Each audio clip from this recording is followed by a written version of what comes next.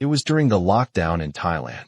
The streets were silent. The neon signs had stopped blinking. The laughter was gone. Bars were closed. Beaches were empty. Even the breeze felt quieter. Hua Hin, a place once alive with music, movement, and tourists, had turned into a ghost town. My partner and I were hungry. We weren't looking for anything fancy, just food, but everything was shut. We rode slowly through the dark streets on our scooter. Then, we saw something. A single plastic table, 2 chairs, a flickering candle. A small menu board leaned against the wall. It looked forgotten, but to us, it looked like hope. We stopped. There was no sign, no lights, just a cracked gate, a dark doorway, and a whisper of music from inside. We walked closer. That's when he appeared. An older white man, big belly, white hair sticking out like a bird's nest, rubber slippers, loose pajama pants, tank top, and a cigarette hanging from his lips. He smiled. Still serving, he asked himself out loud. Of course.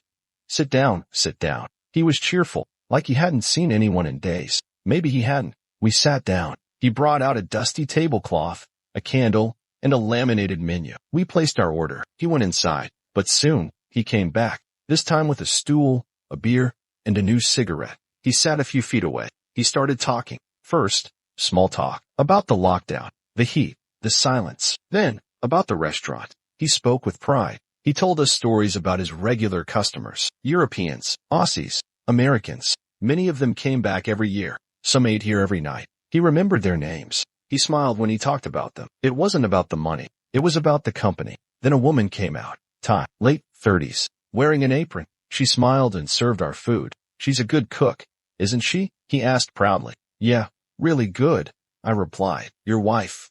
My girlfriend, he said. We've been together almost 7 years. Run this place, T.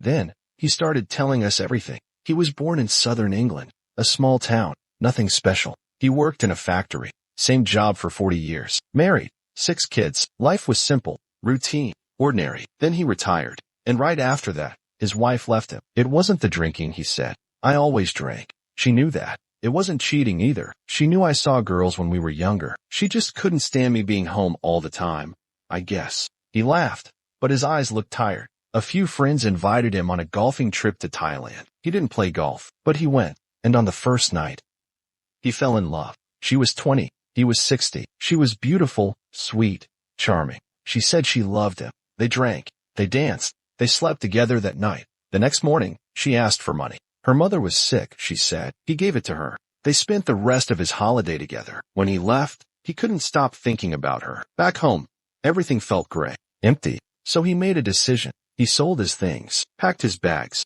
moved to Thailand. His kids were furious. Most of them cut him off. He didn't care. He was in love. They lived fast. Fancy hotels, new clothes, endless drinks. He paid for everything. Every time she needed money, he gave it. Her mother had more surgeries. Her brother needed help. Her cousin needed school fees. He believed it all. Or maybe he chose to. Then the money ran out. And she did too. She started disappearing, going back to her village. Said her family didn't want to see a foreigner. He tried to trust her, but deep down he knew. He saw her one night, in a bar, flirting with another older man. Same smile, same charm, same story. There was no village, no sick mother, no family problems, just lies. But even after the truth, he still loved her. He spiraled, started drinking more, sometimes slept on the beach. His pension barely covered food, but he kept going. Then, one day he met someone else. She was older, not glamorous, but kind. She had a daughter. She wanted something stable. So did he. He moved in. They opened this little restaurant together. She knows I still see my ex now and then,